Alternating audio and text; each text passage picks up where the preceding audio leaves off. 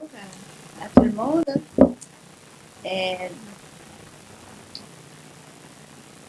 j'espère ne pas pleurer. C'est pas facile parce que quand on parle de Jésus dans ma vie, on parle de mon premier amour. Et quand on parle de notre premier amour, les larmes arrivent. Hein. Alors, tout d'abord, je voudrais remercier Pierre-Paul de m'avoir donné ce privilège, cette joie de partager mon témoignage. Pour commencer, je me présente. Je m'appelle Lourdes Alarcón. Je suis de nationalité bolivienne. Je suis mariée à un homme extraordinaire, un beau bluet de lac Saint-Jean. Depuis 5 ans, il s'appelle Robert. Aussi, je suis maman d'un jeune homme de 19 ans. Il s'appelle Lucas. Il n'est pas là. Il est à Montréal. Et je suis arrivée avec mon fils Lucas à Québec le 27 juillet 2007. Mais par-dessus tout, je suis un enfant de Dieu. Et je me sens très heureuse de partager mon témoignage avec vous. Alors, je viens d'une grande famille. Mes parents ont eu 8 enfants, 5 garçons et 3 filles. J'aimerais décrire un peu mes parents. Ma mère est une femme belle, très douce et aimante. Une femme qui exprimait beaucoup d'amour à ses enfants et autour d'elle. Mon père était un homme autoritaire, discipliné et très intelligent. Il nous a montré l'importance d'étudier et d'acquérir des connaissances et l'importance de s'éduquer. Donc, moi et mes frères et sœurs, nous avons fait tous des études universitaires. J'ai appris l'amour de ma maman et de mon père, l'importance d'étudier et réussir dans la vie. Mais quand je fais une rétrospection dans ma vie, elle est vraiment hors du commun. Il m'arrive parfois, lorsque je suis ici en train de conduire ma voiture, et je vois autour de moi et je me demande où je suis. J'habite dans un pays très loin des lieux de ma naissance et aussi très différent. Et je me demande comment je suis arrivée ici et comment c'est possible que je sois bien ici. C'est tellement loin et différent de chez moi. Durant ma vie jusqu'à maintenant, j'ai visité beaucoup d'endroits différents et j'ai vécu dans 3 pays différents.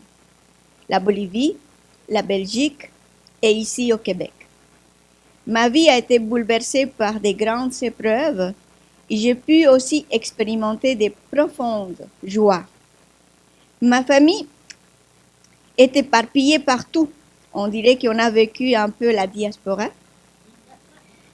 Ma mère et mon père habitent au Danemark depuis 18 ans, avec un de mes frères qui est malade de cancer et qui est au point de mourir depuis 18 ans. Un autre de mes frères habite en Belgique, une autre sœur habite en Espagne, un autre frère habite en Équateur, moi j'habite ici et le reste de mes frères sont encore en Bolivie. Et pourtant, au tout début, rien n'aurait pu nous laisser croire que ma famille aurait à vivre tous ces changements. Dès le début de mon enfance, j'ai vécu des souffrances, car mon père était un homme très colérique, il était très violent. Donc, il me battait régulièrement, et de façon très forte, très violente, jusqu'à aller à l'hôpital. Moi et mes frères et sœurs, nous avons tous beaucoup souffert dans un foyer où régnait la violence. Pour cette raison, j'étais un enfant très timide et renfermé. Et je suis restée avec cette personnalité pendant des années. Je vis encore des conséquences de tous les traumas de violence de mon père et peut-être je vais les avoir pour tous les restants de ma vie. Mes frères et sœurs aussi ont des séquelles. Mon père, lui aussi, a vécu de la violence de son père. Et donc, il est encore un homme très renfermé et difficile à rentrer en relation. Comme vous pouvez imaginer, mon père n'a pas pu m'apprendre à aimer vraiment ou rentrer en relation avec les autres. Il ne pouvait pas me donner quelque chose qu'il n'avait pas. J'aimerais vous lire un passage de la Bible qui parle de la puissance de l'amour de Dieu envers l'être humain. Il se trouve dans Lamentation 3, 22, 22. Voici ce que je veux repasser en mon cœur, ce qui me donnerait de l'espérance. Les bontés de l'Éternel ne sont pas épuisées. Ses compassions ne sont pas à leur terme. Elles se renouvellent chaque matin. Oh, que ta fidélité est grande. Ces versets illustrent bien comment j'ai vécu et goûté à la fidélité de Dieu. Car malgré les défauts de mes parents et les mal qui existaient dans leur cœur de mes parents, j'ai pu vivre et grandir. J'ai de beaux souvenirs de mon foyer parce que j'avais ma maman qui nous a donné beaucoup d'amour et elle prenait soin de nous. Et mon père, malgré tout, il nous a donné ce qu'il pouvait nous donner. Par exemple, il aimait jouer avec nous, il jouait la guitare, il nous chantait des chants pour enfants et il aimait rester à la maison avec sa famille. Et j'ai eu plein de moments de bonheur avec mes parents et mes frères. Une fois adulte, même, je me suis mariée avec un bel homme qui m'aimait et j'ai eu mon garçon, Lucas. J'ai vécu un heureux mariage.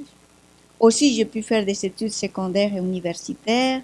J'ai fait un bac en sociologie et comme je vous ai mentionné, j'ai voyagé beaucoup. J'ai pu aussi faire une maîtrise en sociologie et économie à l'université de Louvain-la-Neuve en Belgique. Donc, malgré tout ça, Dieu a fait des miracles en moi.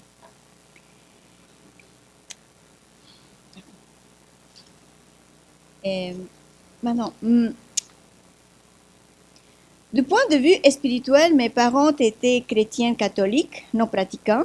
Donc, mes parents ne m'ont pas enseigné sur Dieu ou sur Jésus. J'ai connu l'histoire de Jésus parce qu'en Amérique latine, il y a une culture religieuse de la chrétienté catholique. Même à l'école, on nous a enseigné sur la religion catholique, mais je n'ai pas vécu l'expérience catholique parce qu'à la maison, on ne les pratiquait pas, les traditions. Mais mes parents, même s'ils n'étaient pas pratiquants, ils avaient une foi en Dieu et en Jésus. Personnellement, j'aimais beaucoup l'histoire de Jésus quand j'étais jeune et quand je vivais des périodes de souffrance et de désespoir à cause de la maltraitance de mon père, j'allais me réfugier en Jésus. Mais la grande rencontre personnelle avec Jésus, mon premier amour, et qui a bouleversé ma vie, c'était plus tard, quand j'avais fini mes études universitaires et j'étais à la recherche du travail. Comment j'ai connu Jésus-Christ? C'était à l'âge de 24 ans, quand j'ai eu la grâce de connaître le grand amour de Dieu pour moi. Dieu m'a fait rencontrer une amie chrétienne qui m'a fait connaître la bonne nouvelle de l'Évangile. Elle m'a partagé comment Jésus est venu donner sa vie pour me sauver, à moi, et qu'il est vivant en nous, parmi nous, et qu'il est assis à côté du Père. Il m'a fait prendre conscience que j'étais perdue sans Jésus. Et mon ami l'a fait tout d'abord avec ses actions concrètes qui démontraient de l'amour pour moi et de l'acceptation. Et c'est ça qui m'attirait à Dieu, parce que j'avais soif d'amour et d'acceptation. Voici un verset qui résume bien ce que je vivais intérieurement. C'est dans Jean 7, 37, 38. Les derniers jours, les grands jours de la fête, Jésus se tenait debout et s'écria, si quelqu'un a soif, qu'il vienne à moi et qu'il boive. Celui qui croit en moi, des fleuves d'eau vive couleront de son sein, comme dit l'Écriture. Et c'est ça que j'ai ressenti une soif de lui. J'ai commencé à avoir un désir profond de connaître Jésus et savoir plus de lui. Et j'ai commencé à lui parler et à lui demander qu'il m'aide à connaître son amour et son pardon. Donc il m'a aidé à réaliser combien j'avais besoin de lui et j'ai vu combien ma vie était vide sans lui, combien j'avais besoin de son pardon et son amour. Cette révélation a transformé ma vie parce que j'ai rencontré Jésus personnellement et cette rencontre a rempli mon corps d'amour et d'une joie indescriptible et j'ai pu donner ma vie à notre Seigneur Jésus. C'était comme si avant j'avais des lunettes de soleil qui m'empêchaient de voir et qu'elles sont tombées. Et donc je voyais les personnes différentes, plus belles. Je pouvais voir la beauté dans chaque personne, c'était merveilleux. Et tout ce qui m'entourait avait plus de couleurs. Mais une chose qui m'a vraiment frappée, c'était que j'avais une confiance en moi. On dirait que j'avais des ailes. Et à partir de ce jour, j'ai commencé une relation avec Dieu. J'ai commencé à grandir dans cette relation. Dans ma vie, la prière était présente. J'ai commencé à étudier la parole de Dieu, la Bible. J'avais une congrégation, une petite congrégation, une petite église méthodiste. Et toutes mes décisions et actions étaient en soumission à notre Seigneur. Et une des grandes manifestations de changement dans mon cœur, moi qui étais timide et renfermée, je suis allée parler à mon père et j'ai pu lui dire avec amour tout ce que j'avais souffert à cause de lui et que j'avais besoin de lui pardonner et qu'il avait besoin de demander pardon à ses enfants pour tout le mal qu'il nous avait fait. Mon père était surpris et il m'a demandé « Qui t'a enseigné à parler ainsi ?» J'avais de la confiance et de la douceur. Mon père a réuni tous ses enfants et il nous a demandé pardon pour ses actes de violence. Et il a essayé de nous aimer mieux. J'étais super heureuse d'avoir participé à ça. Et ma vie a été remplie de bénédictions. Je me suis mariée, mon époux, un homme qui aimait Dieu. Nous vivions une belle relation d'amour et de respect. J'ai eu mon fils, un garçon merveilleux, et un travail, c'était un travail incroyable dans une organisation chrétienne où notre mission était montrer l'amour de Christ en action et en parole. Je me sentais que j'étais au ciel. À 2 occasions, j'ai pu voir le visage de Dieu et son contentement dans ma vie. Pour moi, je croyais que j'étais la préférée de Dieu et que rien de mauvais pouvait m'arriver dans ma vie. Mais je me suis trompée en pensant que si j'avais Jésus dans mon cœur, rien de mauvais n'allait m'arriver. Car c'est pendant cette période que j'ai perdu mon mari dans un accident très tragique sur une des grandes routes de la Bolivie. Il revenait de son travail, il était en bonne santé, heureux, et il est mort d'un jour à l'autre. Ça s'est passé le mois de mars de l'année 2002, il y a 14 ans. Les malheurs, la tristesse et une grande obscurité ont commencé. Cette obscurité était remplie de questionnements. Pourquoi, Seigneur? Si j'étais ta fille préférée, je ne pouvais pas vivre cette épreuve. Je ne voulais pas l'accepter. J'étais révoltée. J'ai dit à Dieu, je sais que tu veux m'apprendre quelque chose avec cette épreuve, mais je ne veux rien apprendre comme ça. J'étais vraiment révoltée. La peur était présente. J'avais peur de tout. Les malheurs étaient présents, ma vie passait d'un malheur à un autre. Je n'avais pas envie de vivre. Les mal étaient présents de différentes manières, la haine, la colère. Je voyais des couples et je voyais leur joie et ça me faisait beaucoup de mal. Après la mort de mon mari, j'ai réalisé que la vie de tout le monde autour de moi continuait, mais la mienne s'était arrêtée. Je voulais ma vie d'avant. J'ai prié à Dieu de me redonner mon mari. Je le disais, même quand il était dans le cercueil, je le disais, réveille-le. Tu es capable. Démontre ta puissance devant toute cette foule pour qu'il puisse croire en toi. Mais moi, je le disais parce que ça faisait mon affaire. Je voulais que...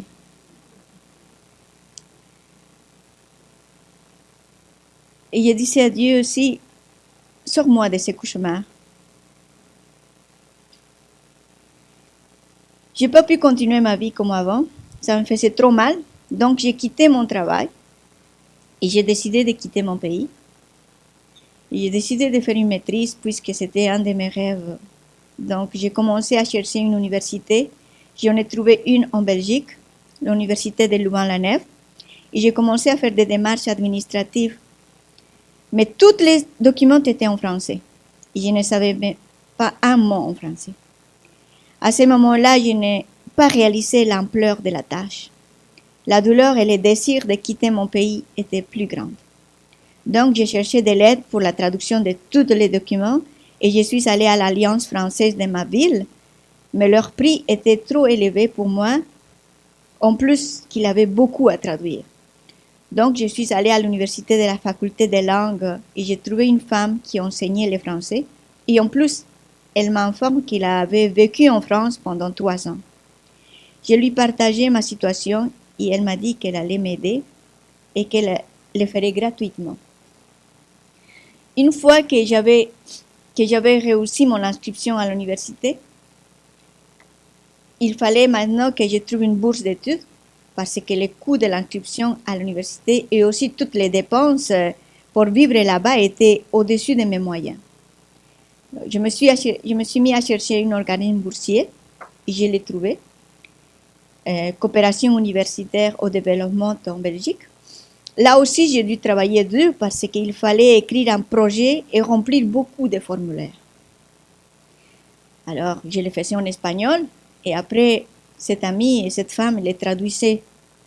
Finalement, j'ai eu la bourse, une bourse qui est très très difficile d'obtenir, qui payait mon billet d'avion, l'inscription à l'université, et j'ai reçu un montant d'argent par mois pour toutes les autres dépenses. Une fois obtenu la bourse, il fallait organiser notre départ. Lucas et moi, nous sommes arrivés en Belgique le mois d'octobre 2002, 8 mois après que mon mari était mort. Une fois arrivés en Belgique, les premiers mois furent les plus pénibles. Je me sentais seule, je n'avais pas de famille, mes amis, je n'avais pas mon église.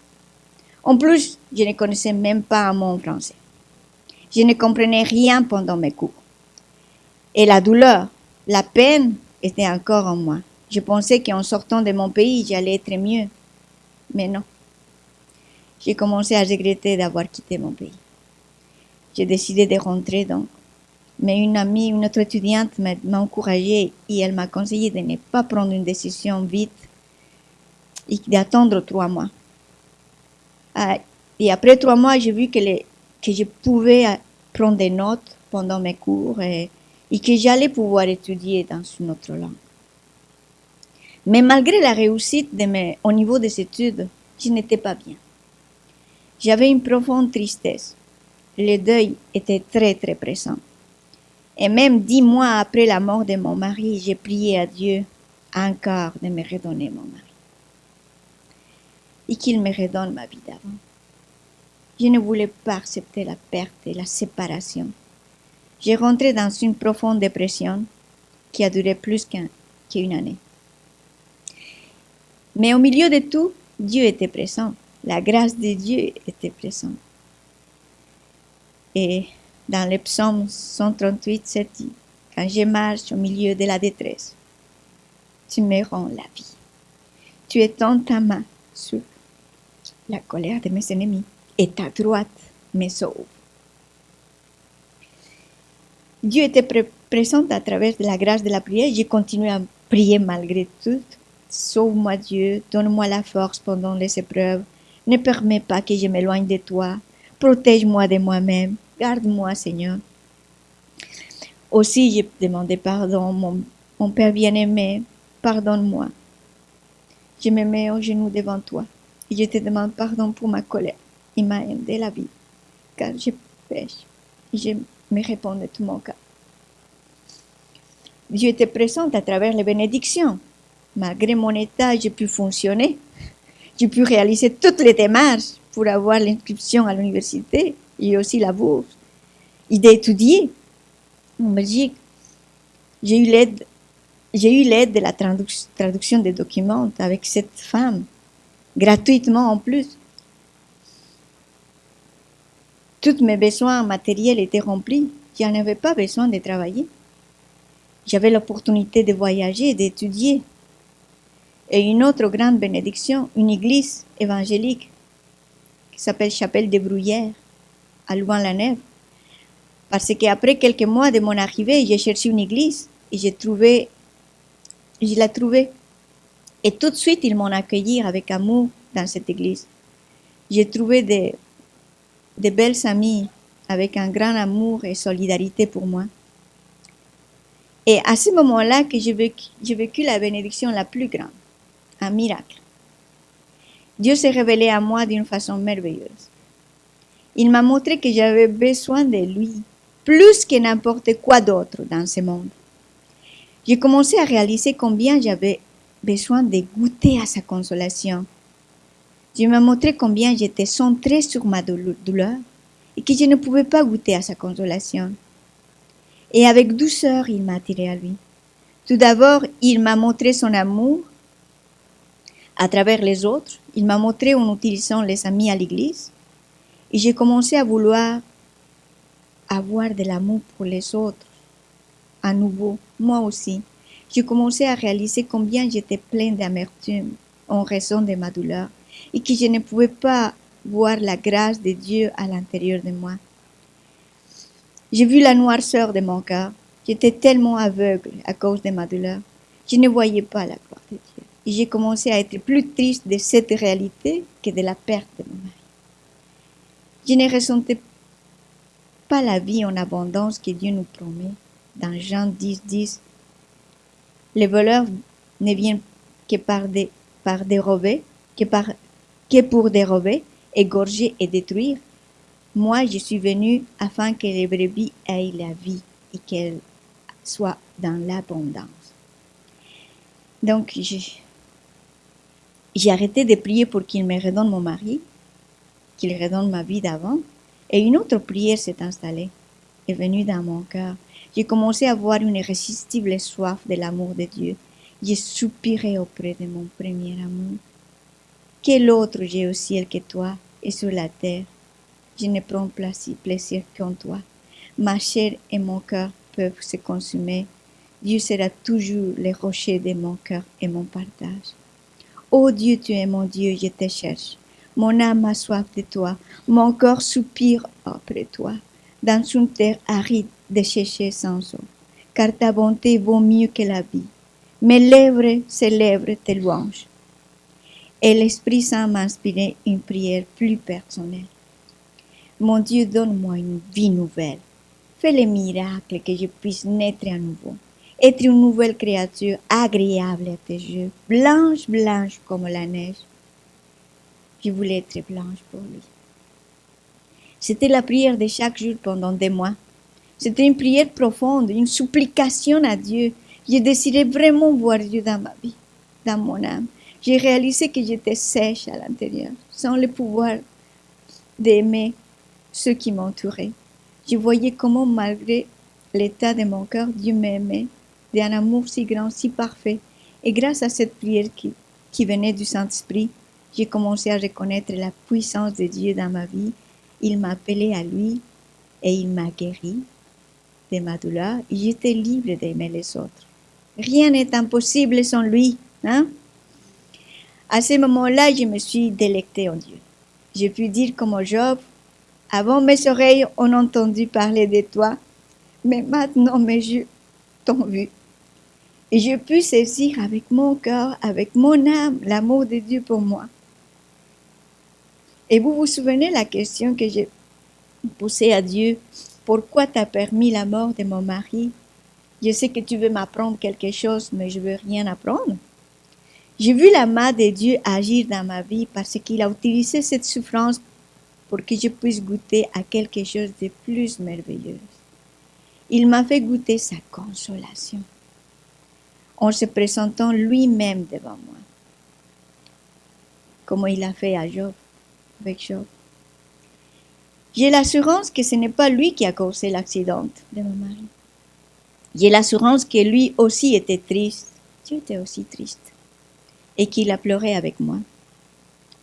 On vit dans un monde où le mal existe, où il y a la maladie, les accidents, les relations brisées, la trahison, la mort et plein d'autres malheurs ici-bas.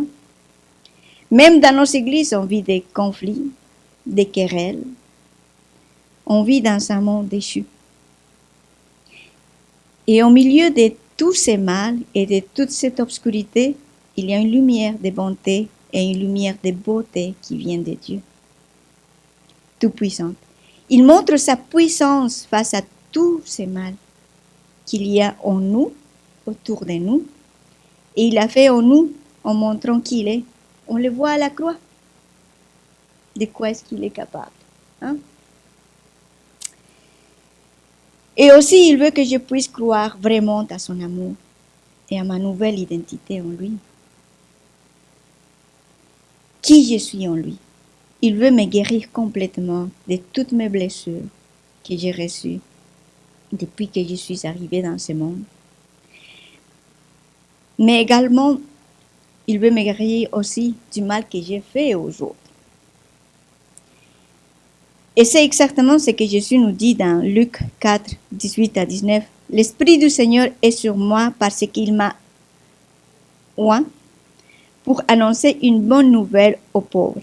Il m'a renvoyé pour guérir ceux qui ont le cœur brisé, pour proclamer aux captifs la délivrance et aux aveugles le recouvrement de la vue, pour renvoyer libres les opprimés, pour publier une année de grâce du Seigneur. C'est ça qu'on vit, c'est ça qui nous sauve maintenant. Après cette révélation, ma vie était renouvelée.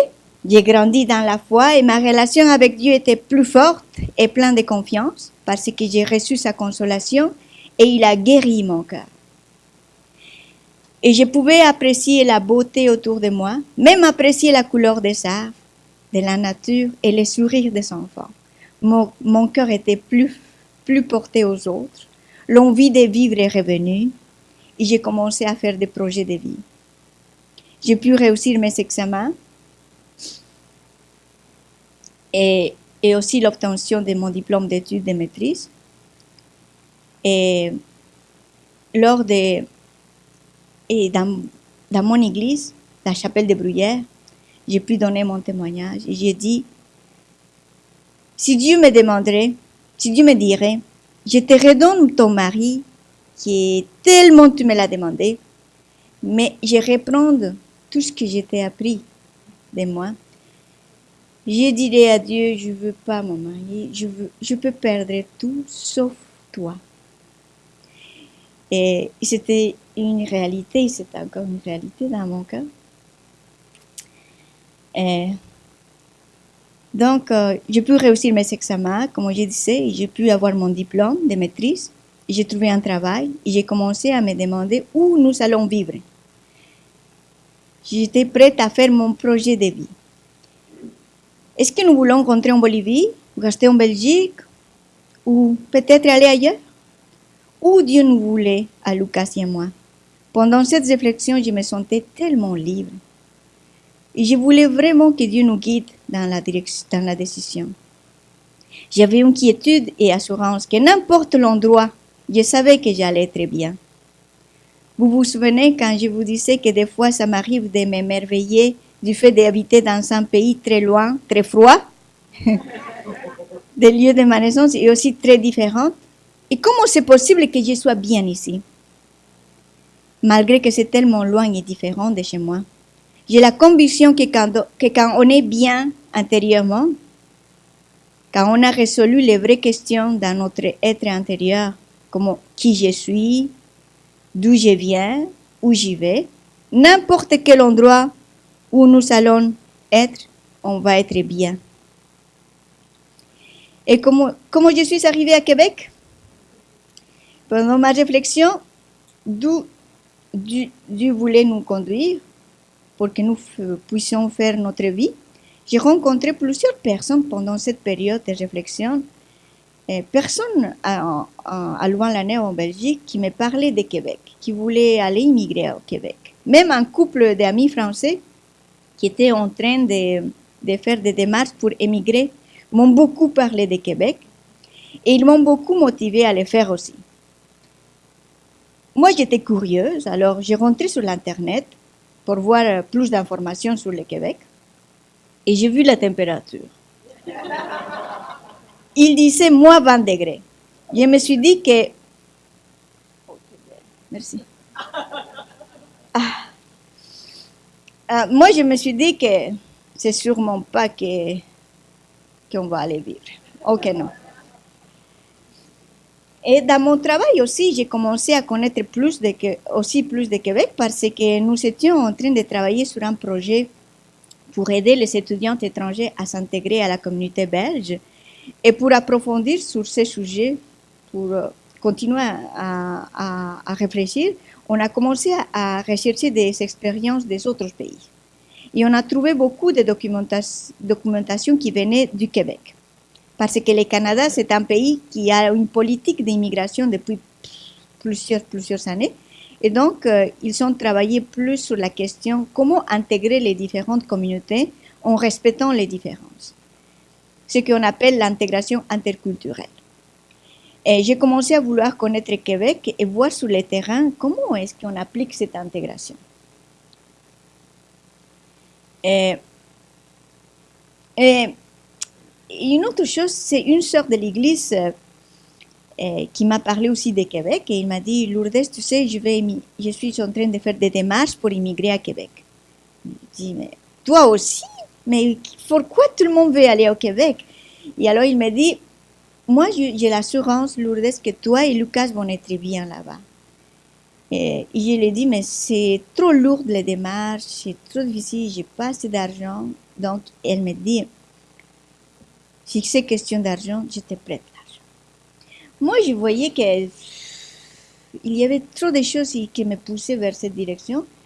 Je me suis dit, j'ai décidé de commencer les démarches et j'ai présenté ma demande au ministère d'immigration de Québec à Bruxelles. Et après 3 mois, j'ai reçu une lettre qui disait qu'il voulait me rencontrer pour une entrevue. Et à la fin de l'entrevue, la personne m'annonce que je suis acceptée. Pendant le processus, j'étais vraiment en paix, mais une fois que j'ai reçu la réponse, j'étais un peu bouleversée. J'ai vu que Dieu ouvrait les portes, donc il mettait dans mon corps l'assurance que c'était au Québec que je devais y aller. J'ai prié pour que Dieu dirige tout et qu'il m'aide à pouvoir réaliser toutes les démarches parce que c'était un gros projet. Vous réalisez, hein? C'était un gros projet. Arriver avec un jeune garçon de 12 ans, c'était pas quelque chose de petit.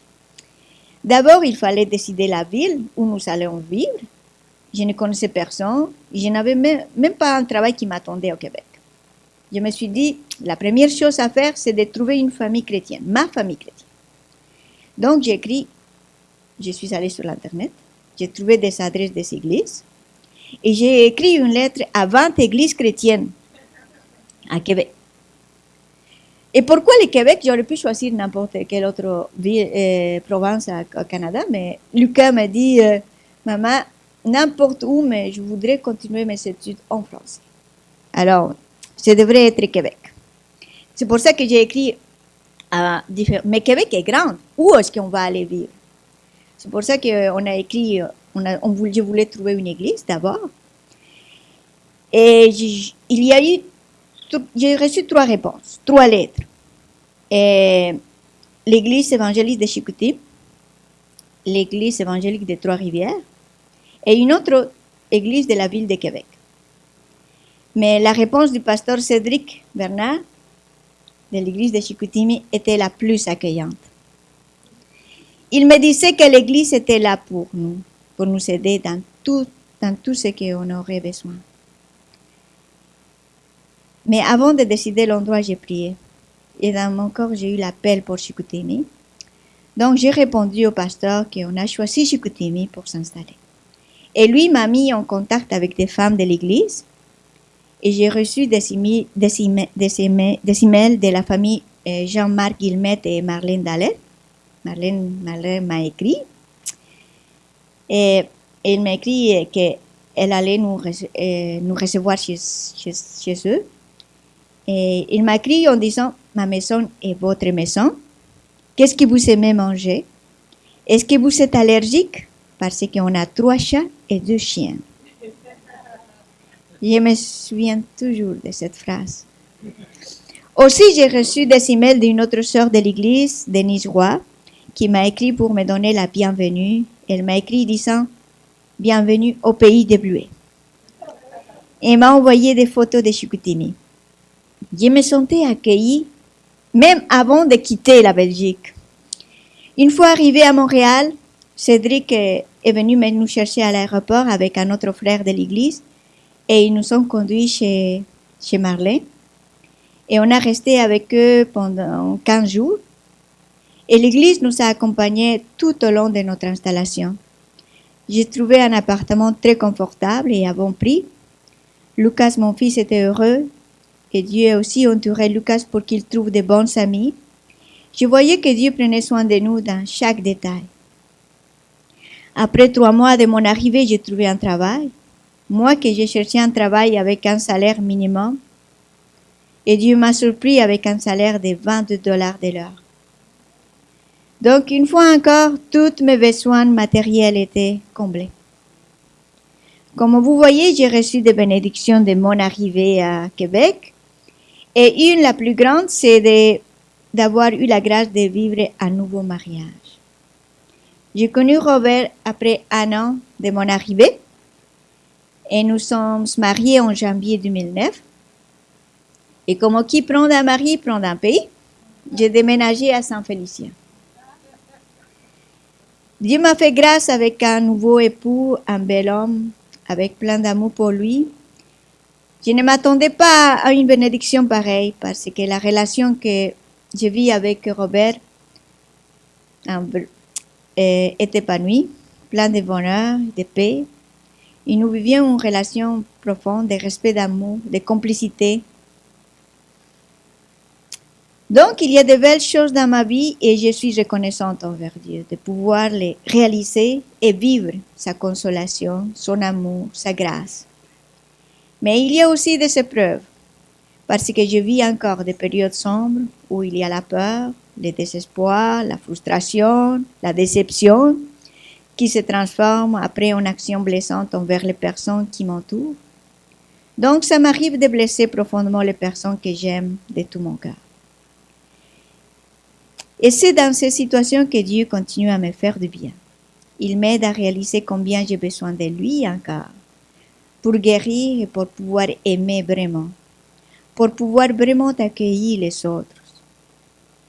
Il m'aide à connaître mon cœur et à mettre à la lumière tout ce qui est caché.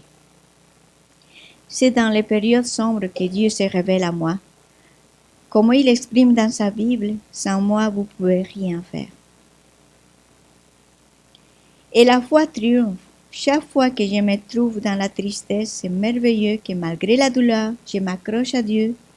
Je lui demande qu'il vienne mettre sa lumière dans ma vie, que je puisse voir sa gloire dans ma vie et autour de moi. Dans 1 Jean 5, 4 et 5 nous dit « Parce que tout ce qui est né de Dieu triomphe du monde, et la victoire qui triomphe du monde, c'est notre foi. » Qui est celui qui a triomphé du monde, sinon celui qui croit que Jésus est le Fils de Dieu?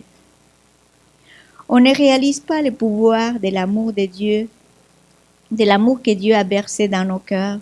Des fois aussi, nous sommes aveugles par tous les brouillards de ce monde. Il y a tellement de choses que le monde nous dit. On ne voit pas les merveilleux plans que Dieu a pour nous et son Église ici à Québec et ailleurs.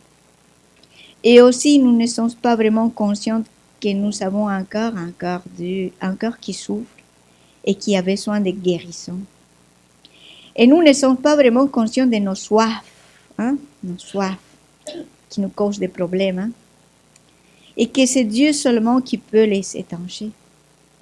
Aussi, on prend par acquis l'amour de Dieu et de ceux qui nous entourent, sans savoir que nous n'avons pas encore tout découvert de l'amour de Dieu. Je voudrais partager aussi l'importance de s'arrêter et de donner du temps, de l'écoute et de soutien autour de nous. L'importance de construire des relations, de vraiment apprendre à nous connaître. Je vous encourage à prier avec plus de force en ayant confiance que Dieu fait des miracles, en croyant avec tout votre cœur en notre Dieu Tout-Puissant. Et le plus important, priez pour votre cœur d'abord, pour qu'il puisse faire les ménages et que vous puissiez le glorifier. Et après, priez pour tous ceux qui vous aiment, pour tous ceux qui vous chérissent. Et priez pour tous ceux qui ne peuvent pas prier.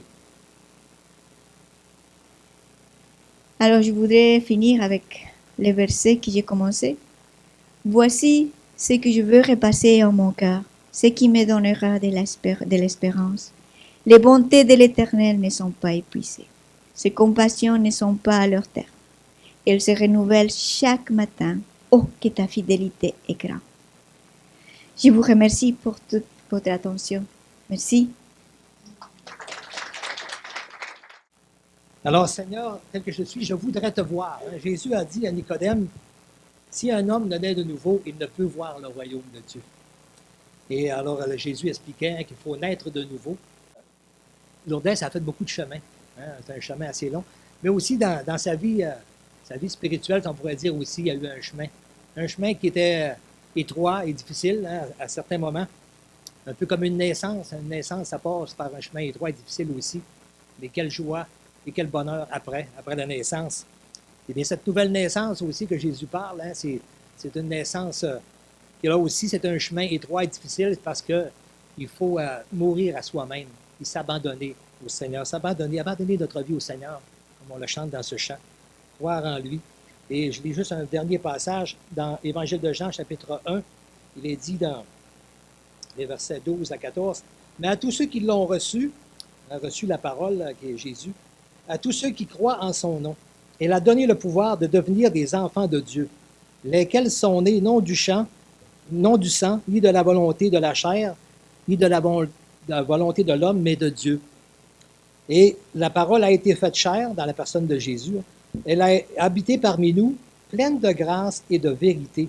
Et nous avons contemplé sa gloire, une gloire comme la gloire du Fils unique venu du Père, et Jésus-Christ. La loi est venue par Moïse, mais la grâce et la vérité sont venues par Jésus-Christ. Alors, je veux juste terminer par un mot de prière, puis je vous invite vraiment à abandonner, si ça n'a pas été fait vraiment, à abandonner vraiment votre vie au Seigneur. On ne parle pas ici de religion ni d'Église, là, mais d'une personne. Jésus a dit, « Je suis le chemin, je suis la vérité, je suis la vie. Personne ne peut venir au Père qu'en passant par moi, par la foi en Jésus. » C'est comme ça qu'on devient les enfants de Dieu. Lourdes a dit, « Maintenant, j'ai la joie d'être un enfant de Dieu. » Moi aussi, j'ai pris cette décision-là il y a plusieurs années. J'avais 24 ans aussi, même chose que Lourdes. Et vraiment, je peux témoigner abondamment aussi de cette paix, de cette joie et de cette marche avec Dieu dans ma vie aussi, dans toutes les situations de tous les jours. Alors, je vous invite dans cette prière-là aussi à prendre cette décision-là aussi, de vous abandonner entre les mains du Seigneur. Dès aujourd'hui, ne pas attendre, on ne sait pas qu'est-ce que l'avenir nous réserve, mais soyons certains, on n'aura pas une deuxième chance. Jésus, la parole de Dieu dit, il est donné à l'homme de vivre une seule fois, de mourir une seule fois, après quoi vient le jugement. Alors, on n'a pas de 3 ou 4 chances, mais c'est maintenant que Dieu nous fait la grâce, vraiment, de nous faire connaître l'Évangile, la bonne nouvelle. Si on croit en Jésus, on a la vie éternelle. Amen. Alors, on oublie la tête dans un mot de prière. Eh bien, Seigneur, on veut te remercier pour ce témoignage qui est vraiment encourageant, un témoignage d'espoir, vraiment. Tu es notre espoir, le seul espoir, Seigneur, qu'il y a. Et pour notre déchéance humaine, Seigneur. Et Seigneur, je veux, au nom de peut-être différentes personnes ici, qui peuvent, dans leur cœur, être prêtes à prendre cette décision pour toi, eh bien, Seigneur, pardonne mes péchés, mes fautes, Seigneur, et viens changer ma vie. Viens me transformer, Seigneur. Viens me faire naître de nouveau. Par ton esprit, Seigneur, que je puisse t'appartenir, que tu puisses me diriger, que tu puisses, toi, changer ma vie, Seigneur. Je viens au pied de ta croix, Seigneur, et je crois que tu es mort pour mes péchés. Maintenant, Seigneur, je veux t'appartenir pour l'éternité. Amen. Alors, pendant que les têtes sont baissées, j'aimerais qu'on garde cette attitude de prière. Et je veux juste vous offrir, donner l'occasion de témoigner devant au Seigneur lui-même que vraiment vous avez fait cette prière dans votre cœur. Si vous l'avez faite, juste levez la main en signe que vraiment, oui, vous venez vous donner votre vie au Seigneur Jésus. Vous lui abandonnez votre vie ce matin même. Alors, juste peut-être lever la main, s'il y en a qui veulent prendre cette décision-là. Alors, c'est pas pour moi, mais c'est pendant que les têtes sont baissées. C'est juste entre vous et le Seigneur. Dire, oui, Seigneur, oui, je t'abandonne la vie. Viens me sauver, Seigneur. Pardonne mes péchés et sauve-moi. Alors, je vous invite à le faire. Et sinon, bien, faites-le une fois rendu à la maison, dans votre chambre, agenouillez-vous et faites cette prière au Seigneur, puis abandonnez votre vie à lui. Amen. Alors, il faut lever la tête. Et puis, alors, s'il y en a qui ont pris cette décision, bien, vous savez, c'est la plus grande décision de toute votre vie, parce que c'est une décision qui a un impact dans toute l'éternité. Alors, je vous remercie d'avoir été là ce matin. Et puis, si vous avez pris cette décision, bien, parlez-en à ceux qui vous ont invité aussi. Vous venez voir des personnes qui étaient ici à l'avant, moi-même ou du groupe musical. Ça nous fait plaisir de partager avec vous. Vous avez, je pense, tous reçu, ceux qui nous visitent pour la première fois, un Nouveau Testament là, ou de la lecture. Bien, moi, je vous encourage à lire la parole de Dieu, parce que c'est elle qui est la vérité. C'est pas, on vous dirige pas vers une religion, hein, mais c'est la parole de Dieu. C'est elle qui va nous juger au dernier jour. C'est elle que le Seigneur Dieu a apportée. Et bien, je vous encourage à la lire et dire, Seigneur, parle-moi, conduis-moi, puis vous allez voir qu'il va faire ce miracle dans votre vie. Amen. Alors, merci beaucoup et bon samedi, bonne fin de semaine à tous.